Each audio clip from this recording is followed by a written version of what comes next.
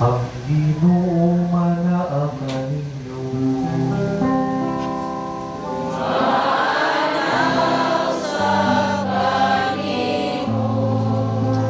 Pagbasa gikan sa Santos nga Ebanghelyo, sumala ni San Lucas.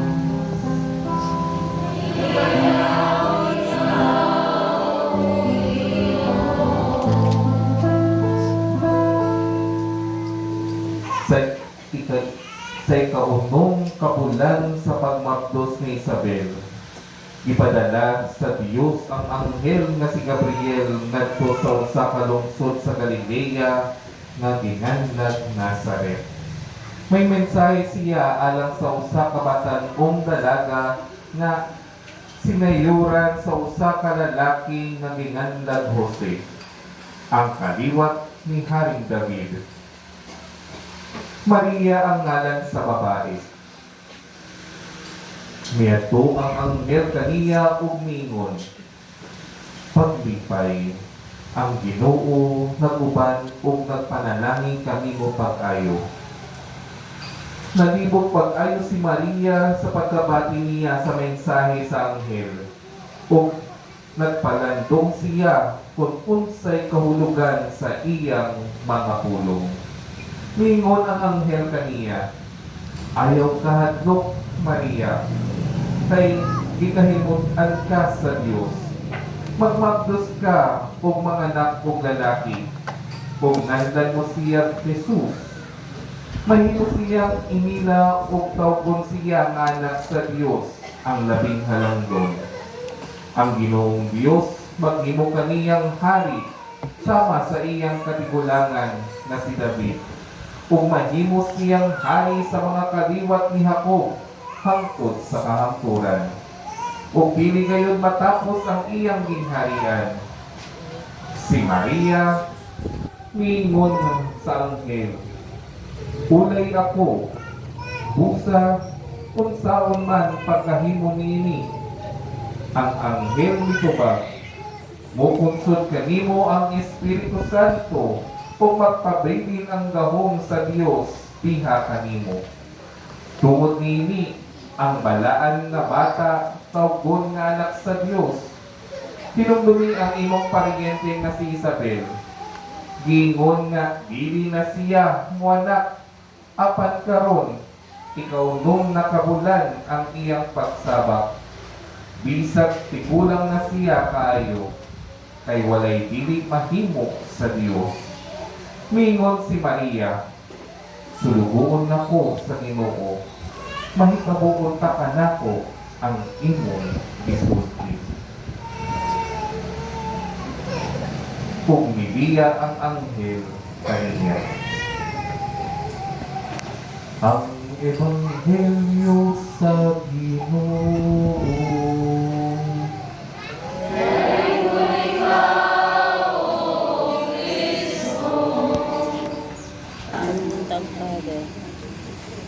Artista, murag pili. Unsa man. Murag pista, father, kay daghan man na naghikay, tungkol dito sa pagsulod pa lang nimo, no? Nanang mga kanang unsa to? Inasal. Ang usang, murag kuha na gamay. Ang usa bagko pa. Pero murag dili, father, kay kasi mo magkuha. Kung saan man nato, father, kay wa nang diskuon niya. No? Kung walay disco, makaimong ta dili pista. Dino, dili. No, makita talaga ng disco. Oy. Karon kadlawa atong isaulog ang inyong pista o kang pista sa Cebu, sa Ocon. One of the big event and one of the kanang well-known nga pista, ang pista sa Virgin sa Isla. No? Pangunahan ako. Kung mag-search ka sa internet, kanang mga vlogger, kanang mga writer, ang ilang introduction pirmi, unsa man ang meaning sa birhen sa regla. Kay mo? Wala. Ang ingon ng mga lalaki, no? Father, kung ang among mga asawa o ang among mga partner masuko, masapot, kay mo nami, amo nang ihalad sa birhen sa regla, kay sila na ang amo nang ingon, dili ko.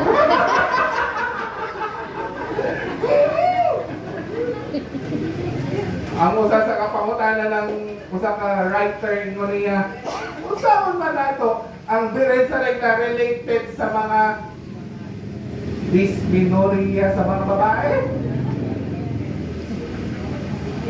Dinaon dili. Ang ubat dili.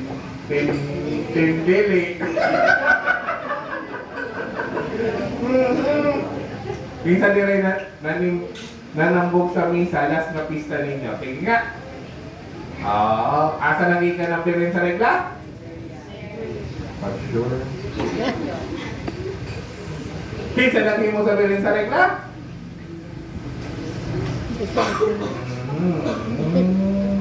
Iwali na ako na last time. Kurang kinisa lang ako gisuko. Na?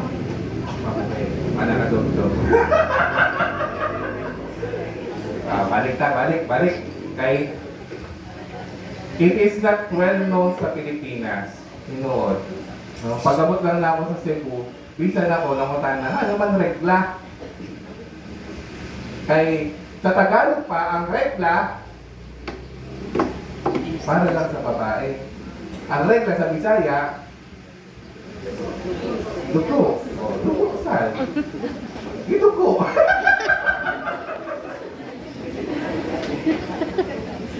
Ang dinugo ang birhen. Sige na lang sa ninyo. Pero tanawa, no? Kanang birhen sa regla, dili na siya. Translate kung sa man ang English sa birhen sa regla. Virgin of rule. Nga naman rule, regla man.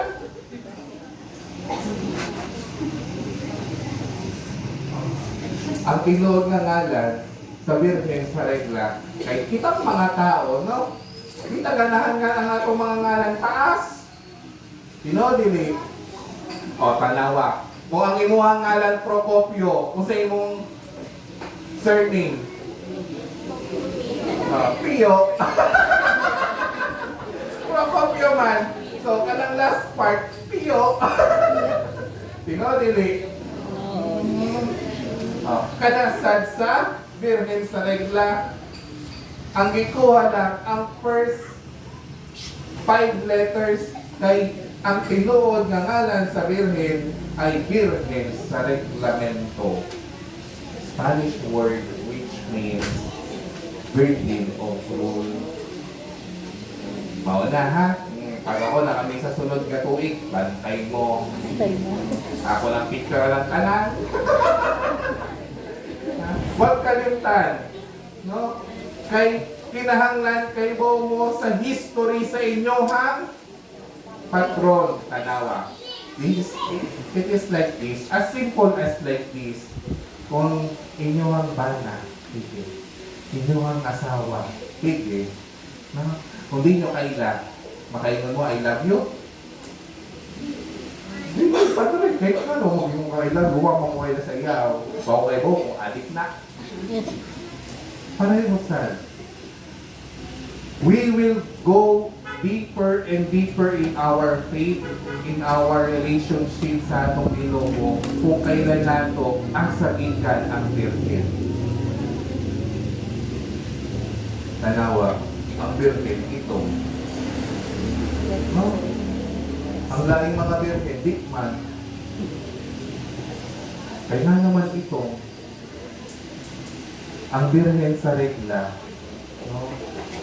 Kay dili na tungod sa dugo ha, kung ang dugo imo ang iluto, ang kulay, ito, may itong. Dahil ang dugo kanang nakakagsamad, dahil maayo imo ang samad, ang imuhang Ang makita nimo kulay? Ito. Di na lang na ako pakita. Kaya di ko magtangtang sa akong kailang sutana kay itong man. Pauwaw ko, no? Kaya gigan pa, sugod pangihapon ang tod karon. Ang tod ko parang makalaw ko makawali. Di ko magtangtang Anyway, ito, ano man, kay ang Birhen sa regla, ihimo na tungkol na sa gugma o the relationship of Saint Augustine of Hippo. Kinsa si San Agustino of Hippo. Kanang itong sige makita ha? Si San Agustin sa Hippo, siya ang usa ka doktor, usa ka santo, o usa ka obispo sa simbahan. Kailan yung kanang mga Agustinian, kaya na, gita na sa iyaha. Kung sa may kaugaling mo yung San Agustin sa una. Si San Agustin sa una, siya, usa ka? Kung naman makita ninyo, kung naang pista, daghan ang palahubog. Inoon. Si San Agustin palahubog. Unsa pa? Si San Agustin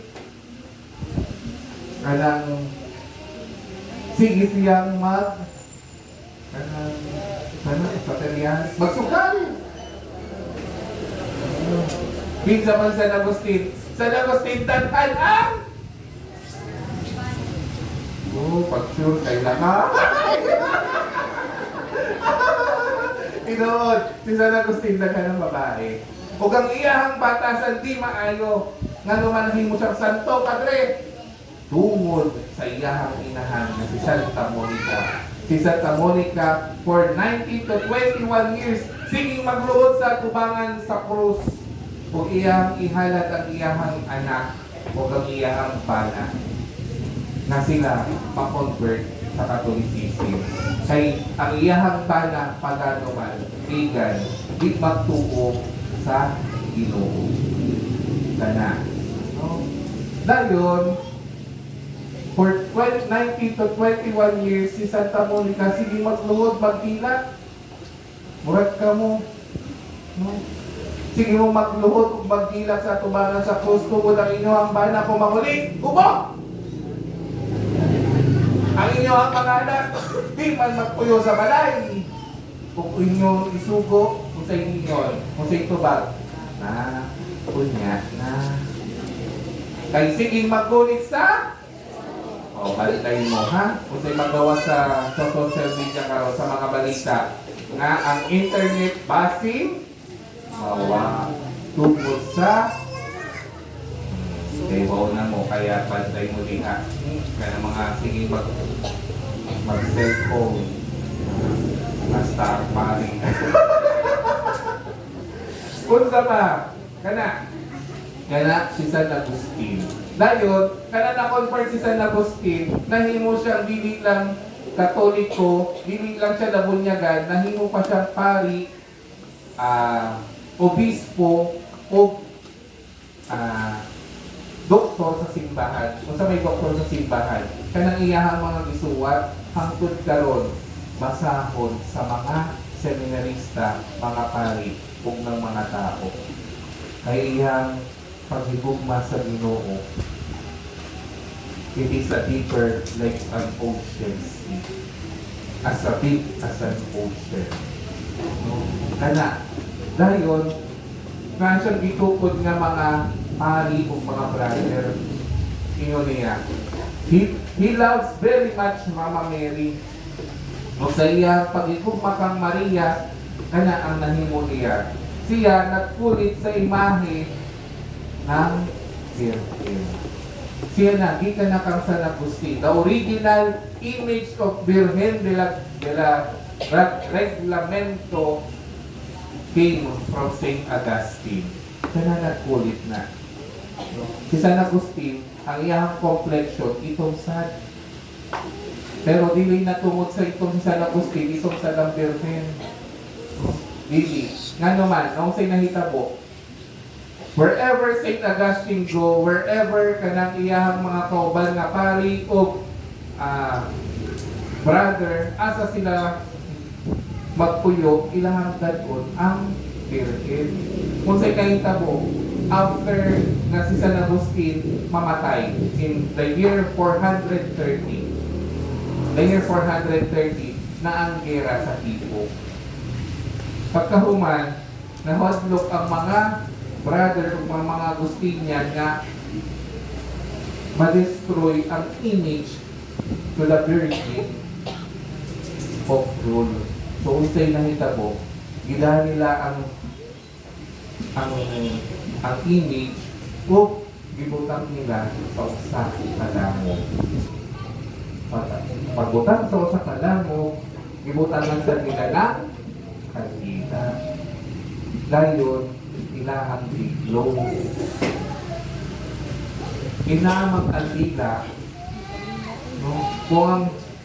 Kung makabantay mo, ang kandila, kung hindi siyang magsiga, ang iyang kilig, mangitong tungo na nasa kandila, or wako kayo mo kung kandila, or kung sa man to, karang terok-terok sa karang butangan ninyo ng gas.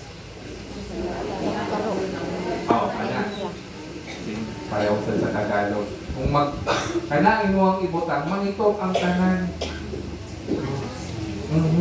So, kung sa'yo nahitabo, bibigyan nila ang Virgin dito for the security of the image. Dahil naglakaw ang mga brother, ang mga Agustinian, nakalimta na. Asa man nila nabutang after how many years, ang usa ka Agustinian nagdampuman ng Virgin na kuhaon ang iyang image. Pag-abi nila sa lango, naangat ang image sa Virgin dito. Kaya karon ang iyang image ito. Actual karon. It is the image of the Virgin de la Reglamento is spread throughout the Spain kay Milagros naman siya. No? Father, naon sa man nga naabot na sa Cebu, naabot sa Pilipinas. Kung sa man ang kalan diha sa Lapu-Lapu sa una. Mga taga Cebu mo, ha? Pasture, history of Cebu. Kung sa ngalan sa Lapu-Lapu sa una, Opon, Inoon. No? Inoon, kanang lugar, Opon na siya. O kanang Opon, kanang Lapu-Lapu sa una, ang nangadto diha o nag-spread ng Christianity ang mga Agustinian. Dayon, siyempre, they know whatever they have, they will bring also. Ako lang di makadali rin ang akong culture kay ako na naman usa ang Tagalog. No? Ako na lang maganda sa inyo ang culture. But anyway, whatever they have during those times, sa mga Agustinian, ilahang ila kung ipaila sa mga Pilipino. Ipaila nila ang Virgin sa regla o kanang na ang Virgin sa regla sa upon. Kay mo, bisan pagsamo ang sa Cavite na ng mga chapel dedicated para sa Virgin sa regla. Na kung nang sige mag-invite sa kuha basta mga dito. Padre, pwede ka ba kami isang Bisaya kay gikan man kang Cebu. Kung ang mga tao dito, gikan sa Dere, gikan sa Cebu, gikan diya sa Naga, nasa sila palay ang umasa sa Lapu-Lapu, ilahan ilala, kung ipaila sa mga Caviteño ang Virgin sa Regla. Karon, they celebrate the feast day of Our Lady of Lourdes. Karon, kailangan ninyo ang Virgin. Ha? Natang example niya. Ha? Na kung makumida ng mga papel, kung ballpen, papera, capture niya. Wrong spelling, wrong, ha? Right minus wrong. Murag teacher, ha? Anyway, Kana ang Birhen sa regla. Ikaduha, kung sa'yo makita nato sa Birhen sa regla. First, ang iyahang history. Ikaduha, murag ang Birhen sa regla. Kung tuminong sa una, bisan asa maglaag ang inahan, kauban niya ang iyahang ina. Pero kinsa man na nag-una, no? Nabot una ang iyahang anak sa Cebu. Diba? Pero, makaingon ka, bisan asa mga to ang bata, iyahang dadunsan ang iyahang inahan. Diba? Kana, kaya we can see, kanawa, ang image ng Birhen sa regla. Ang bata nga ninyo, murag sa ninyo, wherever the child goes, he will bring also his mother. And wherever the mother goes, she will bring also her child. Sana kita, bisan asa ka mga to, nandun nato si Maria o si Jesus. Bisan asa ka maglaan, ipainga si Maria o si Jesus. Ikatulong sa itong ebanghelyo karon. Ipakita nga, iingnan ng Anghel Gabriel si Maria na siya itidig ng Ginoo. Kitang tanan, itidig sa ng Ginoo. Huwag makaingon nga, para lang na sa mga parik, padre, para lang na sa mga madre, para lang na ka ng mga sige mag-serve sa simbahan. Hindi. One of our missions to share Jesus to each other. Father, it is not easy. Yeah. But you start and bring Jesus to your family first. Let your family, let ang inyong mga kauban sa balay ma-experience ang Ginoo. Mawakala ko sa inyo nga, sa inyong pamilya, pag marites pa mo, mag-istoryahan pa mo, or sige na lang mo mag-cellphone. Mga musta ba mo sa inyo ang mga anak? O sige lang mag-ingon na inyo ang anak. Pa, na akong laas ka o ba ng akong mga friends? Di na magpuyo sa balay. O sahay ang inyong bana. No?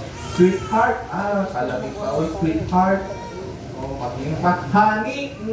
Honey karon, punya. No? Namang invitasyon kay birthday man ang akong amigo. Dahil pag uli sa balay, tubog na. Ang mga babae, my love, so sweet! Nanawag man si Mari dito sa pikas na balay. Magmaritis na, magsugod na ng buntag, hangtod gabi. Nakalimot na, bilang pa pagluto sa kalunto. Palitari po, ano? Dahil mo sa kaya na ito pag uli sa balay. Instead, we are bringing Jesus, we are bringing the negative things in this world. Kayo doon sa kanan. Karon, pista sa Birhen sa regla. Let us first go. Nato nato si Maria o si Jesus. Bisan asa ta magdaan. Bisan asa ta magsulod. Kunya, mamista mo sa inyo ang mga balay, sa inyo ang mga silingan. Dili lang dato ng inyo ang mga plastic, ha?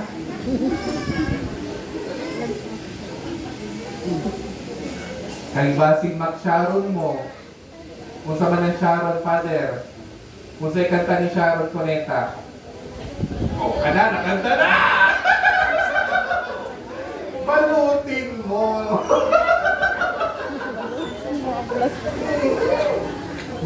Murag na ko sa akong bag. Murag, makaya lang mo sa kauwo sa lechon. Joke na po, joke na. Hopefully, let us bring Jesus first before we bring anything else. Tug sa pagpadayon nato sa Santos nga Misa, dato nato sa mesa ng supplication sa Ginoo, ang tanan natong intensyon, ang tanan natong pasalamat, ug ang tanan nga tawo nang nangiyo ng atong mga pagkampo, labi na ang inyong mga kaubad sa balay, labi na ang inyong mga pamilya. Amen.